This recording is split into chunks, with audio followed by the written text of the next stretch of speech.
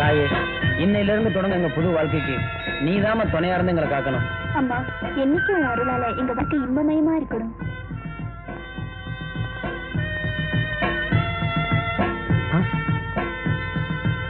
என்ன மல்லிகா, என் கால வந்து கும்பிடுற? அம்மனை கும்பிடு. இனிமே எனக்கு எல்லாமே நீதான்.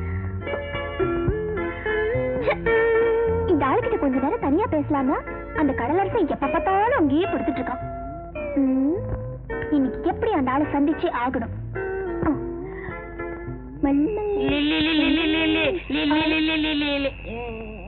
ஏய், குடிச்சிருக்கல? மாதா மேல சத்தியமா சொல்லு. ராமு வீட்டுக்கு தானே போற? ஐயோ, ராமு வீடு இந்த பக்கம் இருக்கியா?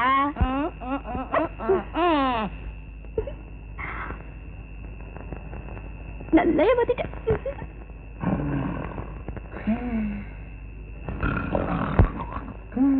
ராமண்ண, ராமண்ண,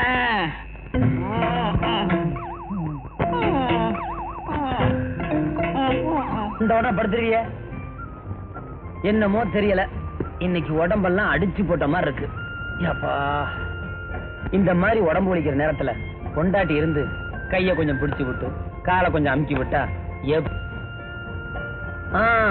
என்ன பண்றது, நம்ம நேரங்காலம்.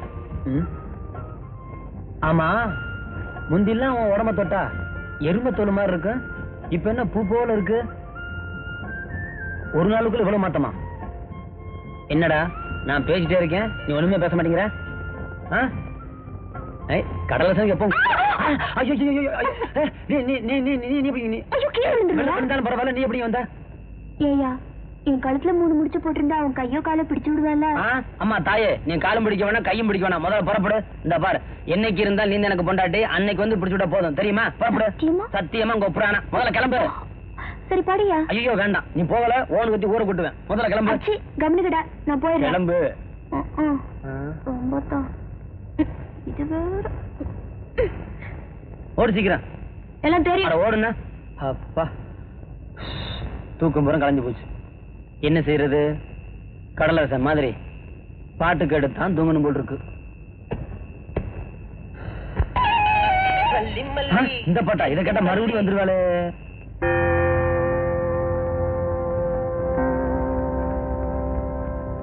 மகளே, இனிமேல் இது போன்று பாவத்தை நீ செய்யாமல் இருக்க முயற்சி எடுத்துக் கொள்வாயாக. கர்த்தர் உன்னுடைய பாவத்தை பொறுத்தருள்வாராக.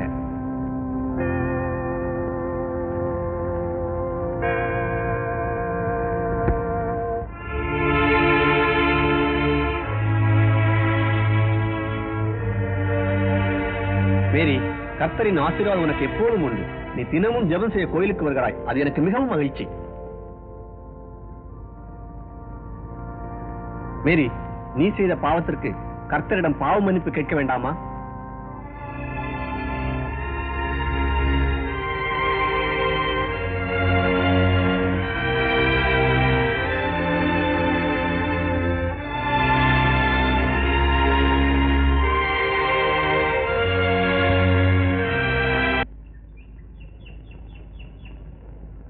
மீனா, நானும் காலையில இருந்து பாத்துக்கிட்டே இருக்கேன். என்ன ஒரு மாதிரி டல்லாவே இருக்க? என்ன ஏதாவது தலைவலியா?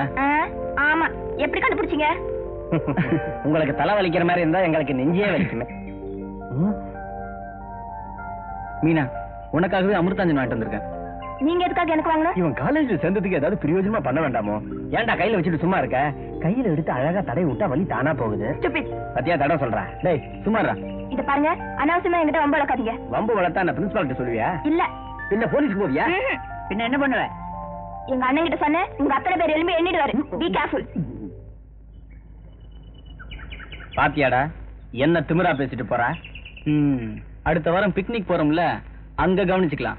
மிஸ்டர் ரத்தனம், பணத்தை மட்டும் ரொம்ப வேகமா வாங்குறீங்க, ஆனா சரக்க அனுப்ப மட்டும் டிலே பண்றீங்க. அதனால எங்க எக்ஸ்பர்ட் கமிட்மெண்ட்ஸ் எல்லாம் ஃபுல்ஃபில் பண்ண முடியல. விட்டுட்டு வீட்லயே தூங்குங்க. எஸ். நீங்க பேசுறபடி மீனை சப்ளை பண்ண முடியலன்னா நாங்க கொடுத்த பணத்தை திருப்பி கொடுத்துருங்க. குப்பத்து கூட்டுறவு சங்கத்துல எங்களுக்கு தேவையான அளவுக்கு மீன் தரங்கிறாங்க, நாங்க அங்க போய் வாங்கிக்கிறோம்.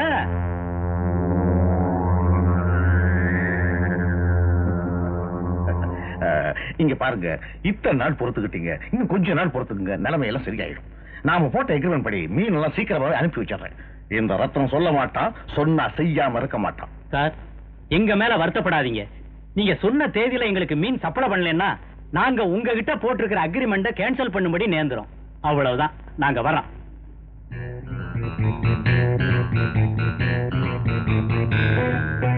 அந்த மீன் மார்க்கெட் எப்படி நடக்குதுன்னு பாத்துறேன். வாங்க வாங்க, அமெரிக்கா, லண்டன், ரஷ்யா வழியா வந்த மீன் என்கிட்ட தான் இருக்கு, மறுத்து யார்ட்டும் இல்ல. வாங்க ஐயா வாங்க. கூறு எவ்வளவுங்க? அக்ரிமெண்ட் கொடுங்க. இந்தாங்க 2 ஏய், ரூபாய். ஈய ஓட்டுறா, ஈ மீனை தூக்கிட்டு போறது.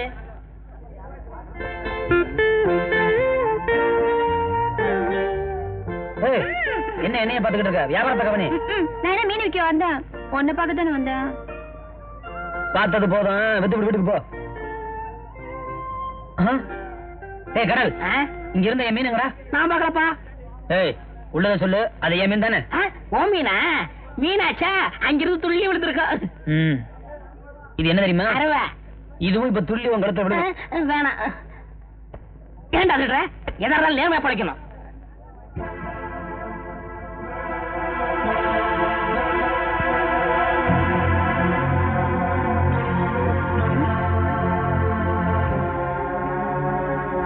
அண்ணா இங்க வாங்க, உங்க உடம்புக்கு இங்க மீன் இருக்கு. பாத்தியாண்ணே, நம்ம இவ்வளவு பெரிய மீன் வச்சிருக்கோம். பொம்பளை பார்த்து அங்க போயிட்டாங்க. என்னம்மா மீன் கூறு என்ன விலை? 5 ரூபா. 500 ரூபா தர்றேன், அப்படியே லாவிக்கலாமா? என்னப்பா கண்ணுங்களா, சாப்பிட்டீங்களா? ஏன்? எப்படி உதவாங்க போறீங்கன்னு தெரியும், அதனாலதான் கேட்டேன். உனக்கு தாண்டா கிடைக்கும். என்னடா எப்படி இருக்கு உடம்பு? மொகர கட்ட பிஞ்சு போயிடும். என்னடி சொன்ன? கை விடுறா, கை விடுறா.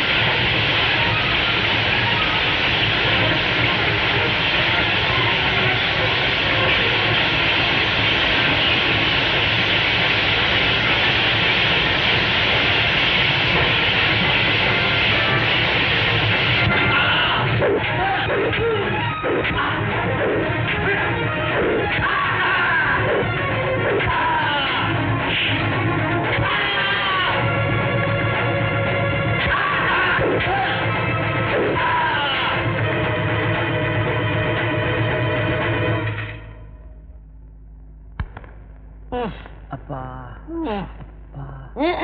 ஏய், மெதுவா குடுறா. நான் என்ன மொத்தமா கொடுக்குறேன்?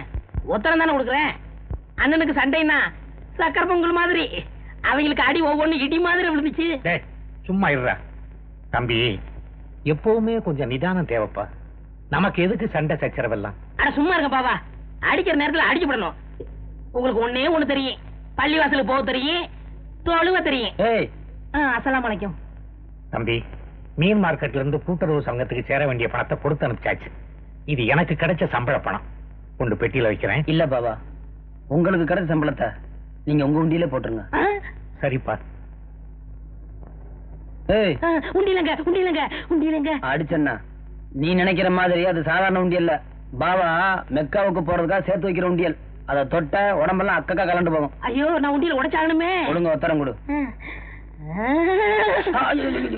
உணர்ச்சி வசப்பட்டேன்.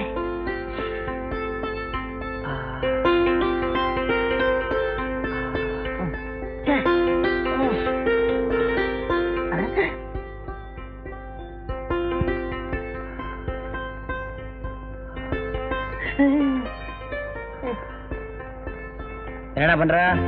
உடைக்கிறேன் வைக்கிறேன்.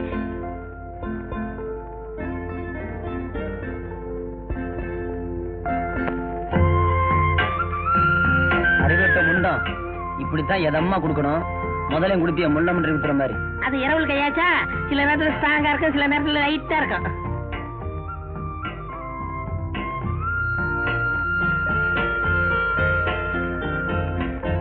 என்ன இது மட்டும் மல்லிக்கு தெரிஞ்சது தோடி நுடிச்சு போயிருக்கும். அப்படியா? ஏண்டா கடல, அந்த பொண்ணை பத்தி நீ என்ன நினைக்கிற? தங்கமான பொண்ணு, வைரமான பொண்ணு, வெள்ளியான பொண்ணு, உண்டிய கொடுத்த பொண்ணு. ஏய், நேத்து கேட்டதுக்கு அந்த பொண்ணை பத்தி தப்பா சொன்ன? ஐயோ, நான் என்ன சொன்னேன்? சத்தியமா சொல்லல. உனக்கு வர ஜாஸ்தியா போச்சு. ஆமா, என்ன சீக்கிரம் அந்த பொண்ணுகளுக்கு ஒரு தாலியை கட்டுறது. கட்ட வேண்டியதான். எனக்கும் ஆசை இல்லாமையா? இருந்தாலும் வயசுக்கு அந்த தங்கச்சியை வீட்டுல வச்சுக்கிட்டு நாம கல்யாணம் பண்றது அவ்வளவு நல்லதில்ல. தங்கச்சி கல்யாணம் முடியட்டும், நேரா அந்த மருத கிட்ட போய் பொண்ணை கேட்டு கல்யாணத்தை முடிச்சு. கல்யாணம் முடிஞ்சதுக்கு அப்புறம் என்ன ஜக ஜகா? ஏயா, என் மேல இவ்வளவு ஆசை வச்சிருக்கல, ஒரு வார்த்தை சொல்லிருந்தா நானே வந்து உத்தரம் கொடுத்திருப்பேன்ல. இந்தா, அதெல்லாம் கல்யாணத்துக்கு அப்புறம் தான். முதல்ல நீ வீட்டுக்கு போ.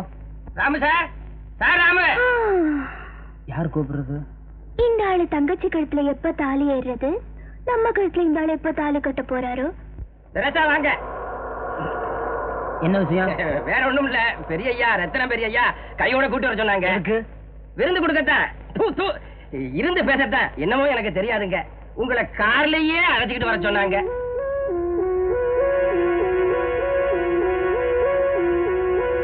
நீ முன்னால போ, நான் வர்றேன்.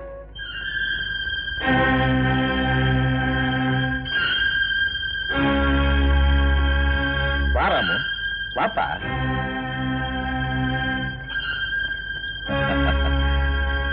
நீயா என் வீடு தேடி வந்ததை பொறுத்த வரைக்கும் எனக்கு ரொம்ப சந்தோஷம். வா, வந்து உட்கார். பரவாயில்ல, நான் உங்களோட உல்லாசமா உட்கார்ந்து பேச வரல. வீடு தேடி ஆரம்பிச்சீங்களே, அந்த மரியாதைக்கு தான் வந்தேன். என்ன விஷயம் சொல்லுங்க. ஏன்பா இப்படி நெருப்பா அனலா வீசுற? கொஞ்சம் குளிர் காத்தா தான் வீச. என்ன பொறுத்த வரைக்கும் ஏழைங்களோட எதிரிகளுக்கு நான் எப்பவுமே நெருப்பு தான். என்ன ராமு, நான் உங்ககிட்ட நட்புக்காக என் கையை நீட்டுறேன், நீ என்ன எதிரியா நினைக்கிறியே? இங்க பாருப்பா, குப்பத்து ஜனங்களை மட்டும் நம்பினா போறாது. அவங்களுக்கு கொடி மட்டும் தான் பிடிக்க தெரியும். உன் வாழ்க்கையை கோபுரமாக்க முடியாது. அது என்னாலதான் முடியும். என்னப்பா அப்படி பாக்குற? எத்தனை நாளைக்கு தான் நீ ஒரு படகுல போய்கிட்டு இருப்பேன்? ஒரு கார்ல போக வேண்டாமா? எத்தனை நாளைக்கு தான் நீ உப்பங்காத்த வாங்கிக்கிட்டு இருப்பேன்? ஒரு ஏசி காத்து வாங்க வேண்டாமா? எத்தனை நாளைக்கு தான் நீ ஒரு குடிசையில இருப்பேன்? ஒரு பங்களாவில வாழ வேண்டாமா? உங்க இறக்கம் எல்லாம் குப்பத்து ஜனங்க மேல இருக்குன்னு நினைச்சேன். ஆனா அந்த இறக்கம் என் மேல மட்டும்தான் இருக்குங்கிறத நான் புரிஞ்சுக்கிட்டேன். எப்பவுமே நான் வாழணுங்கிறது எனக்கு முக்கியம் இல்ல, என்ன நம்பி இருக்கிறவங்க வாழணுங்கிறதா எனக்கு முக்கியம். குடிசை கோபுரமாகறதும் கோபுரம் குடிசை ஆகிறதும் உங்க கையில இல்ல. தென்ன ரத்தத்தை வேர்வையா சிந்தி உழைக்கிறாங்களே பாட்டாளி மக்கள், அவங்க கையில இருக்கு. ஏன்பா இப்படி பாட்டாளி பணக்காரன் அடிக்கடி பிரிச்சு பிரிச்சு பேசுறேன்? நாம ரெண்டு பேரும் ஒன்னா இருக்கணுங்கிறதா என்னுடைய ஆசை. என்னுடைய பணமும் உன்னுடைய உழைப்பும் ஒன்னா சேர்த்துட்டா மீன் ஏற்றுமதியில இந்த இந்தியாவிலேயே நாம தான் நம்பர் ஒன்னா இருப்போம். குடிசை மக்களை மறந்துட்டு எனக்கு கொஞ்சம் வளைஞ்சு கொடுத்தியானா எல்லா விதத்திலையும் உனக்கும் நல்லது, எனக்கும் நல்லது. நான் நல்லவங்களுக்கு வளைஞ்சு கொடுத்து தான் பழக்கம், நயவஞ்சனுக்கு வளைஞ்சு கொடுத்து பழக்கம் இல்ல. ஆமோ, கொஞ்சம் கொஞ்சம்